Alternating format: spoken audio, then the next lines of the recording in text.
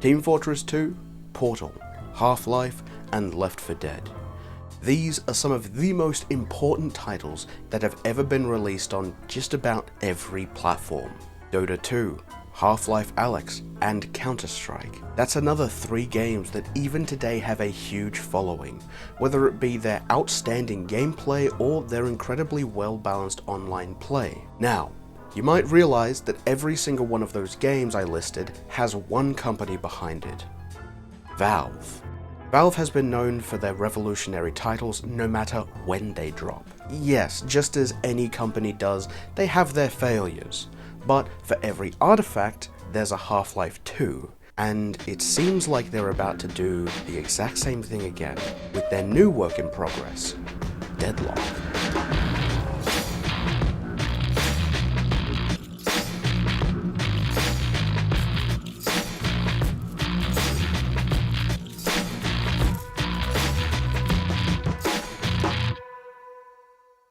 Deadlock has been called a lot of things during its development. Hero shooter, MOBA, third-person shooter, and it is partially all of those things, but it's not really fighting for the same players. In fact, if anything, I would say that Deadlock is actually going up against something closer to Smite 2, which... yeah... it's not doing so good, huh?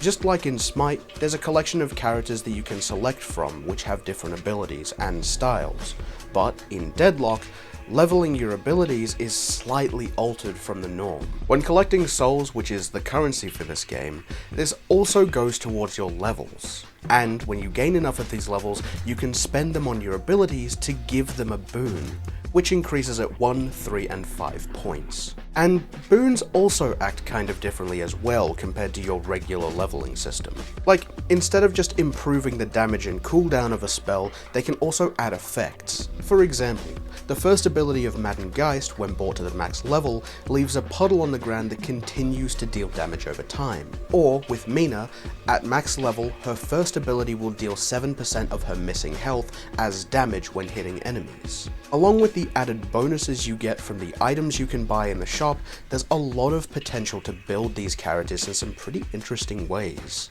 Especially when you start to consider that the roles inside of these lanes don't really exist in this game.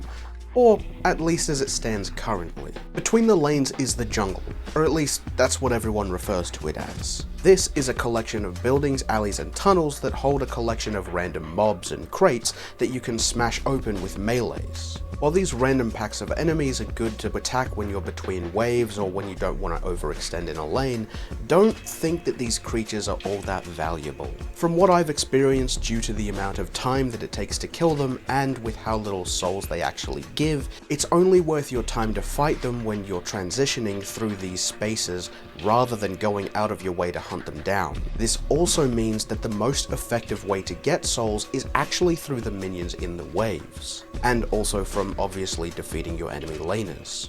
While I could compare the characters in this game to something like Overwatch, I don't know if that's a truly fair comparison. And that's not because Overwatch is a hugely popular game that has a massive following and an esports league to match, but it's more because I really don't think that's a fair comparison. But I never really said that's because Overwatch was the one that was superior here. As you may have come to know if you've visited this channel in the past, first-person shooters are one of my main obsessions. From Halo to Doom and Borderlands, they've always held a pretty solid place in my go-to games, and third-person shooters are in a similar vein, with Armored Core 4 and Mass Effect 2 being thoroughly loved games of my past. But for as much as I love them, there's always been a kind of disconnect that's been difficult to put into words. When playing a third-person shooter, you're immediately put into a position where your position as the player is separate from the character you're playing as, hence why you can see them. But this also usually comes with a more strategic approach to the gameplay, and this is due to a collection of reasons. Not only are you able to take more time in combat since you have the ability to see where your character physically cannot, but this also means that you have more time to take in the battlefield and plan for yourself mid-firefight rather than needing to react immediately. Since in first-person shooters, if you can see an enemy, it's pretty likely that they can see you just as easily. This is part of the reason as to why the competitive sides of Counter-Strike and Overwatch kind of fall apart for me, since those games tend to be much more about how well you can click on heads rather than tactics. And that's not to say that the professional players of CS2, Overwatch, or even Apex are worse players than some of these other games, and Lord Gaben knows I'm far from even comparing to their level of reaction speed and specific game knowledge. But this is partly the reason as to why Deadlock feels so good to play. Because of the third-person perspective mixed with the maneuverability added by the dashes and double jumps of Deadlock, it throws you into a somewhat unique place between Smite and Overwatch, where your use of abilities is often the turning point of fights,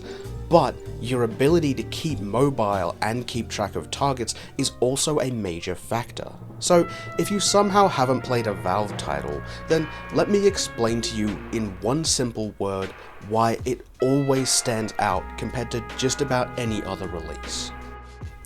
Polish.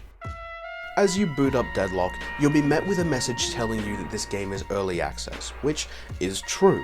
The only way to play this game is through an invite from one of your friends. And usually this means that the game would be wrought with issues, flipping through the floor, animations not matching up, massive balancing issues, just like every other AAA game launching within the last 5 years. But then you get into the game and oh wow. This is amazing!